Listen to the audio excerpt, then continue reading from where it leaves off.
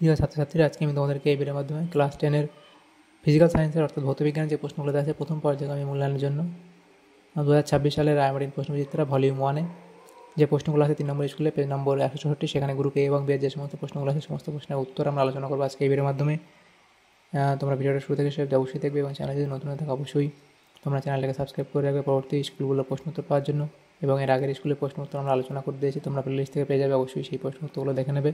এবং এই প্রশ্ন উত্তরের পিডিএফ তোমরা পরবর্তীতে আমাদের টেলিগ্রাম চ্যানেল থেকে পেয়ে যাবে, ডেসক্রিপশনে লিঙ্ক দেওয়া হচ্ছে টেলিগ্রাম চ্যানেলে, সেখান থেকে তোমরা যুক্ত হয়ে যেতে পারবে। আমাদের দেওয়া আজকে 3 নম্বর যে স্কুল, সেখানে যে প্রশ্নগুলো আছে গ্রুপ এর মধ্যে একের দাগে বলা হচ্ছে সঠিক উত্তরটি নির্বাচন করে লেখো। 7টা প্রশ্ন আছে, 1 নম্বর করে 7 নম্বর দেওয়া হয়েছে। তো 1.1-এর দাগে বলা হচ্ছে গ্রিনহাউস গ্যাসগুলি কোন রশ্মি শোষণ করে তাপমাত্রা বৃদ্ধিতে সাহায্য করে। তাহলে এটা কি লিখবে? গ্রিনহাউস গ্যাসগুলি কোন রশ্মি শোষণ করে তাপমাত্রা বৃদ্ধিতে সাহায্য করে, লিখবে ভূপৃষ্ঠ কর্তৃক বিকিরিত দীর্ঘ তরঙ্গ দৈর্ঘ্যের অবলোহিত রশ্মি। এরপরের প্রশ্ন আছে পরম শূন্য উষ্ণতায় গ্যাসের আয়তন ও চাপ উভয়ই শূন্য। এরপরের প্রশ্ন ছিল একটি অবতল দর্পণের ফোকাস দৈর্ঘ্য 20 সেন্টিমিটার হলে বক্রতা ব্যাসার্ধ হবে। তাহলে ফোকাস দৈর্ঘ্য যদি 20 সেন্টিমিটার হয়, বক্রতা ব্যাসার্ধ কত হবে? 40 সেন্টিমিটার হবে। এরপরের প্রশ্ন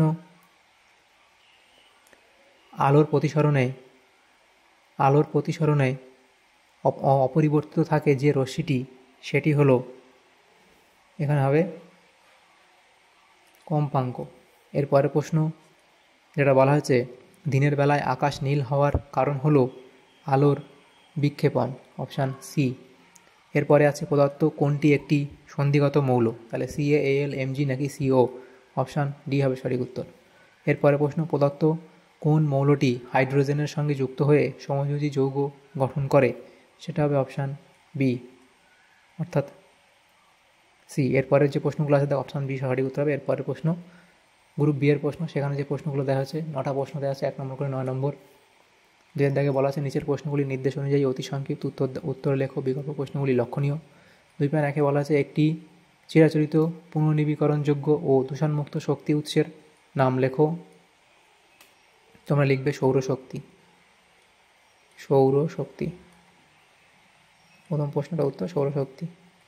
এরপরের প্রশ্ন বায়ুমণ্ডলের কোন স্তরে মেরুজ্যোতি দেখা যায়, লিখবে আয়োনোস্ফিয়ার। আয়োনোস্ফিয়ারে মেরুজ্যোতি দেখা যায়। এরপরের প্রশ্ন PV = W/m × RT সমীকরণে m রাশিটির একক কী? এই যে চিহ্নগুলো সেগুলো প্রচলিত অর্থ বহন করে। তাহলে m রাশিটির একক হবে কি? এটা হবে গ্রাম পার মোল অথবা কিলোগ্রাম পার মোল। গ্রাম পার মোল বা তোমরা লিখতে পারো কিলোগ্রাম পার মোল। এরপরের প্রশ্ন দেওয়া আছে, দেখো বিবৃতিটি সত্য বা মিথ্যা লেখো। একই উষ্ণতা ও চাপে সময়ায়তন অক্সিজেন ও কার্বন ডাই অক্সাইড গ্যাসের পরমাণুর সংখ্যা সমান। তাহলে এটা অবশ্যই সত্য বলা হয়েছে, তাহলে এখানে লিখবে সত্য, টিক দিলেও হবে বা লিখবে হবে সত্য। অথবা প্রশ্ন ছিল এই প্রশ্নের সাথেই চার্লসের সূত্রানুসারে V বনাম T লেখচিত্রটি অঙ্কন করো। তাহলে চার্লসের সূত্রানুসারে V বনাম T লেখচিত্রটি অঙ্কন করো। এখানে লিখি 2.4-এরটা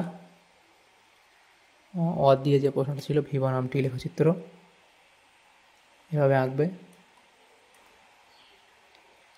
এটা হচ্ছে ধরো এটা V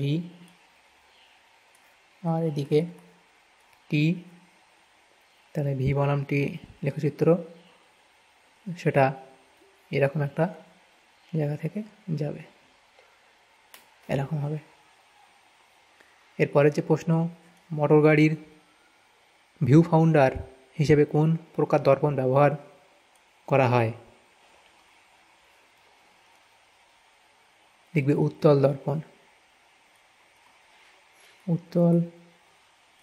উত্তল দর্পণ। নেক্সট প্রশ্ন আলোকরশ্মি লঘু মাধ্যম থেকে ঘন মাধ্যমে গেলে আপতন কোণ ও প্রতিসরণ কোণ এর মধ্যে সম্পর্ক কী হবে, লিখবে আপতন কোণ প্রতিসরণ কোণের তুলনায় বড় হবে।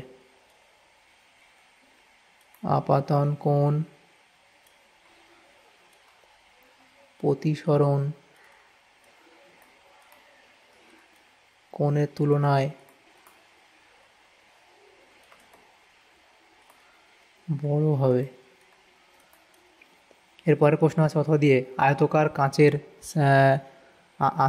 কাঁচের স্ল্যাব এর মধ্যে প্রতিসরণের ক্ষেত্রে আলোকরশ্মির আপতন কোণ ও নির্গমন কোণের মধ্যে সম্পর্ক কী হবে?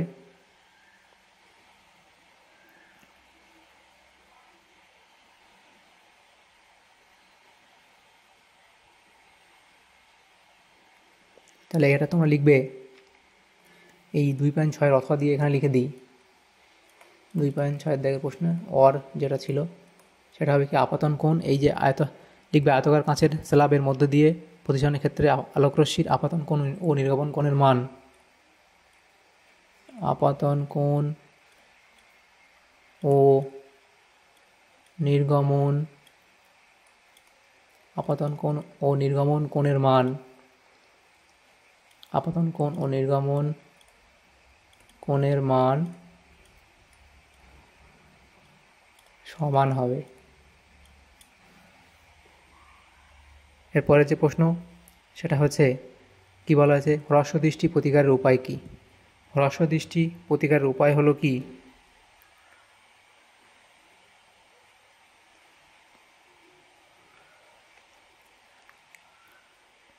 উপযুক্ত ফোকাস দৈর্ঘ্যের অবতল লেন্স, উপযুক্ত অর্থাৎ তার যতটুকু লাগবে উপযুক্ত ফোকাস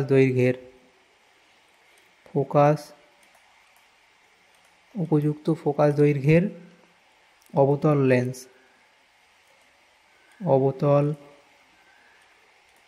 লেন্স ব্যবহার করতে হবে।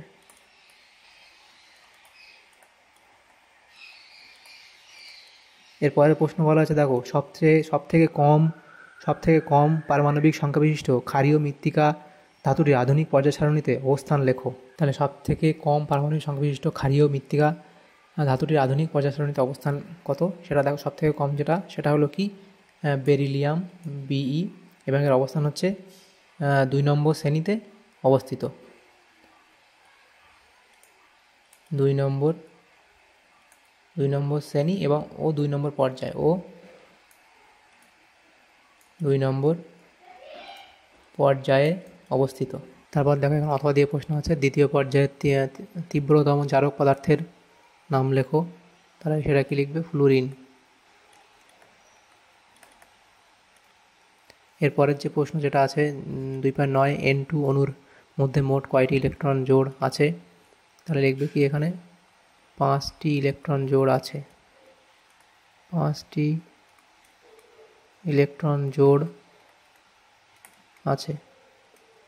তাহলে এখানে দেখো যে প্রশ্নগুলো ছিল আমাদের সমস্ত প্রশ্নের উত্তর আলোচনা করলাম গ্রুপ এ ও বি এর মধ্যে 3 নম্বর স্কুলের ভৌতবিজ্ঞানের ক্লাস 10-এর প্রথম পর্যায়ের মূল্যায়নের জন্য। তোমাদের যদি সামান্যতম উপকার এসে থাকে ভিডিওটা অবশ্যই লাইক করবে আর বেশি বেশি করে বন্ধুদের সাথে শেয়ার করবে। আর পরবর্তী স্কুলগুলো প্রশ্ন উত্তর পাওয়ার জন্য অবশ্যই তোমরা আমাদের চ্যানেলটাকে সাবস্ক্রাইব করে রাখবে।